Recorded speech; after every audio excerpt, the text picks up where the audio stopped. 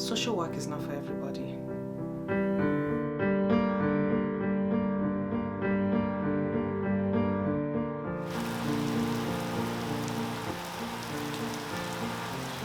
A little boy of about 3 years old had been forced into an esky. An esky is what we Nigerians call a kula.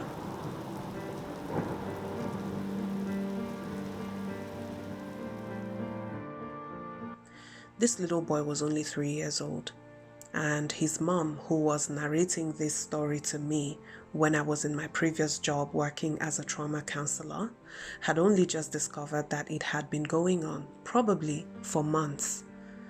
Her partner would force her little boy into an esky, sometimes for hours, without food and water.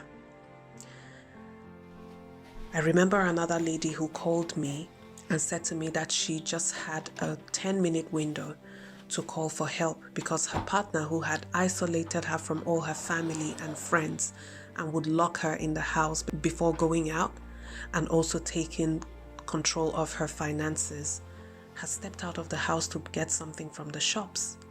Now the thing is that this call suddenly ended because she started saying to me, I can hear him opening the door, he's home, and I have to go. When that call ended, that was when I realized that I hadn't even had the chance to ask her her name and ask her her address. It was a horrible feeling I had after that call, just sitting there feeling helpless and not knowing what was going on with that woman after she dropped that call.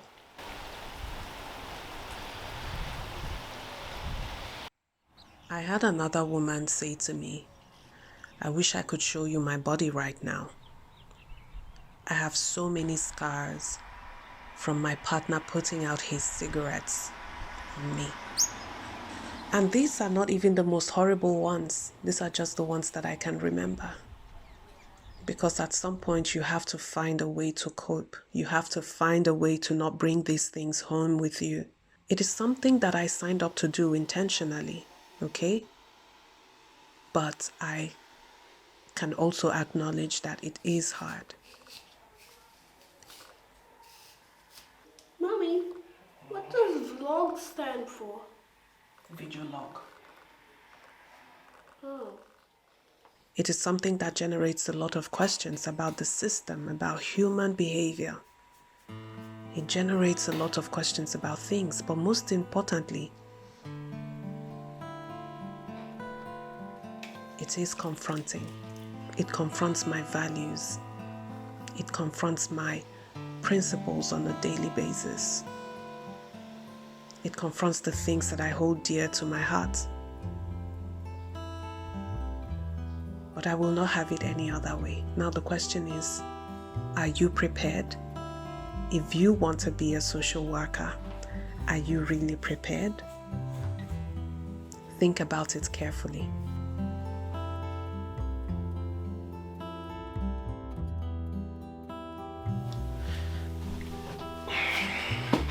So I've been reading this book.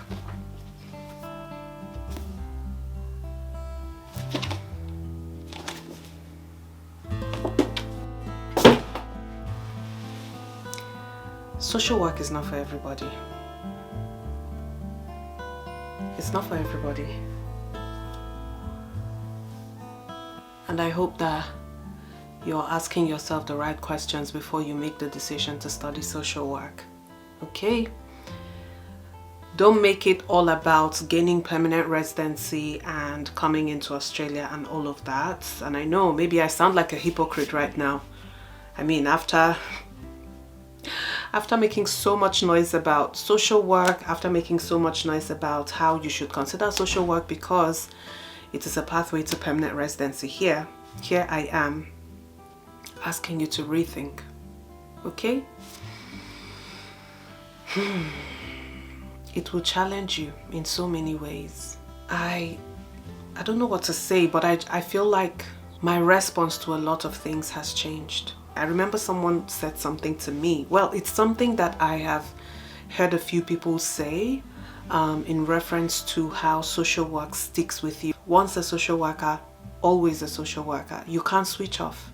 And maybe it doesn't help that I have mostly worked in the trauma space since I became a social worker, and it was intentional. I wanted to be in domestic and sexual violence. These are areas of passion for me.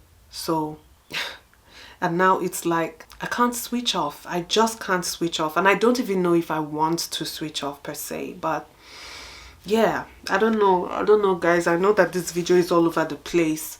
But what I'm trying to say is that you should think really carefully about whether you want to be a social worker, because it can challenge you in so many ways.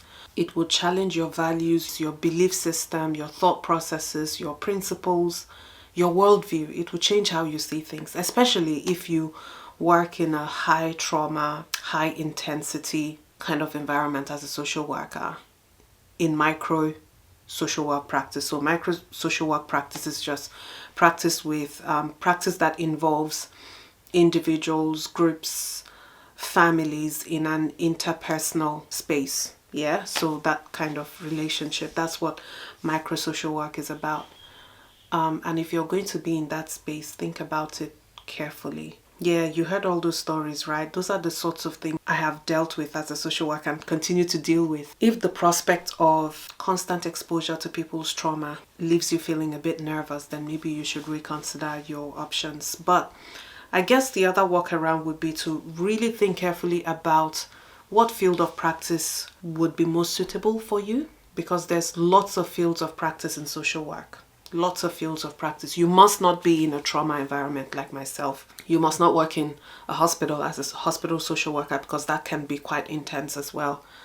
And that's not to say that other areas of practice are all fun and roses and that you're not going to meet any challenges, but I feel like micro level practice can be quite challenging. The careers you can have in micro social work practice would be careers in, you know, just as I am doing, domestic and family violence, sexual violence, child protection, homelessness.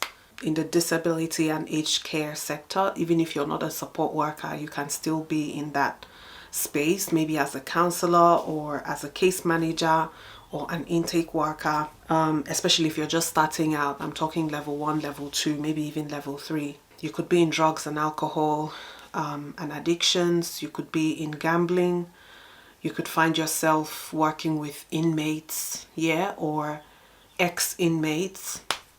So it can be quite challenging. Just that aspect of dealing with human behavior all the time and the trauma that comes with all those presentations can be really challenging. When I talk about how it can challenge your worldview, challenge your values, your belief systems and all of that, for me in particular, coming from a background like Nigeria, just that difference in background already means that I am shaped to see things a certain way. I am shaped to judge things a certain way, right?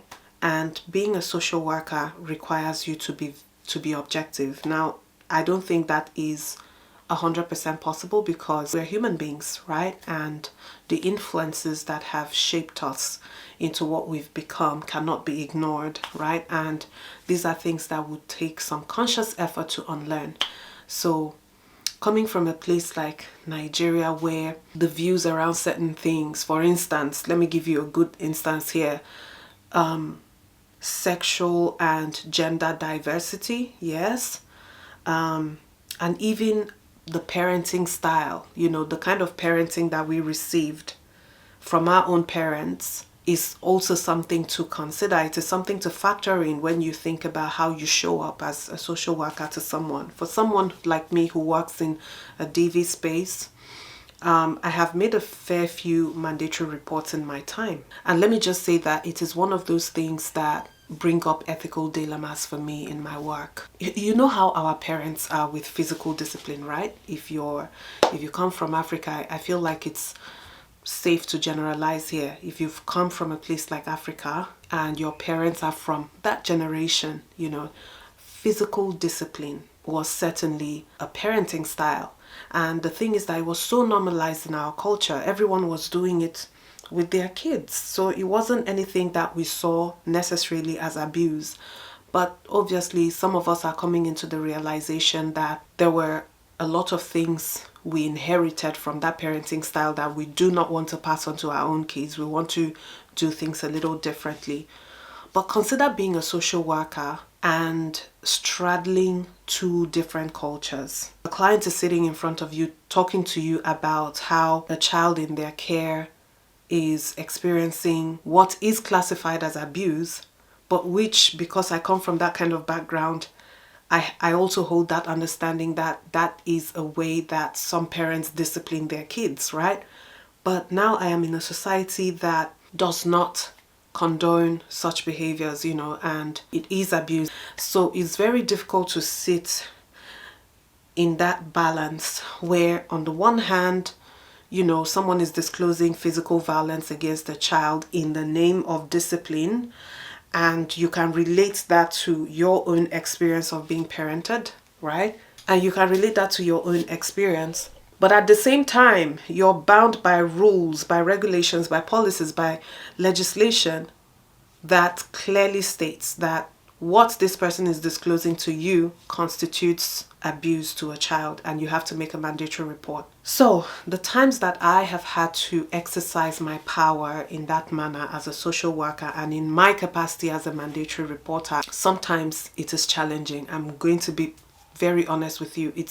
Sometimes it's clear cut to me, and some other times it's like, oh my goodness, I wish I didn't have to do this. Now, don't get me wrong. On this channel, I have also made videos where I have been quite frank about the fact that I love what I do. I love being a social worker, okay? And I feel like it's something that I'm going to be doing for a long time. Maybe not in the same way that I am doing it right now, but I feel like I'm always going to gravitate towards working with women primarily. That has always been my passion. So it was very intentional for me to go into DV, family violence and sexual violence. It was very deliberate, but at the same time, I have seen people quit social work, and these are some of the things that make them quit. The fact that you stand a real risk of becoming really burnt out, and burnout can be a result of secondary trauma, vicarious trauma, or even compassion fatigue. You could get to a point as a social worker where you just feel like you're becoming a bit desensitized to what people are telling you, like to people's stories and their conditions, because I mean, it gets so hard to be in a place where you're listening to trauma story after trauma story, and that exposure is continuous. Also, social work is very admin heavy. The administrative tasks that come with everything I do as a social worker, I am not fond of those things. I am just not fond of that part of social work, to be honest. You have to keep accurate records, up-to-date records of every single thing you do every day. It's hard. And if you think about it, there is also the risk that your notes could get subpoenaed in court. You could even be required to appear in court to defend yourself because maybe it's been established that you had some kind of involvement with a client whose case has gone south, you know, and something has happened and it is deemed that it happened under your watch. You could end up in court for that. So think about some of those things really carefully. If you're someone who doesn't like typing long-worded documents, paperwork and things like that, please stay away from social work. If you're someone who cannot handle that continuous exposure to trauma, to people's vulnerabilities, if you're someone who cannot separate themselves from a situation but still remain empathetic, that's a very difficult position to be in. If you're someone who holds very rigid mindsets about things, okay, you're just not accepting of other people's viewpoints. If you're someone that is not able to challenge their own prejudices and biases, if you're not someone who can challenge your own values, okay, I'm not saying abandon your values, but I'm saying challenge it and really get to the bottom of why you are the way you are, understanding why you hold on to certain values, and you know, being able to also see things from another person's perspective without losing respect for them, then social work is not for you, unfortunately. Think very carefully before you make that move. I hope this video was helpful. Don't forget to give me a thumbs up and share this video. People need to hear this message.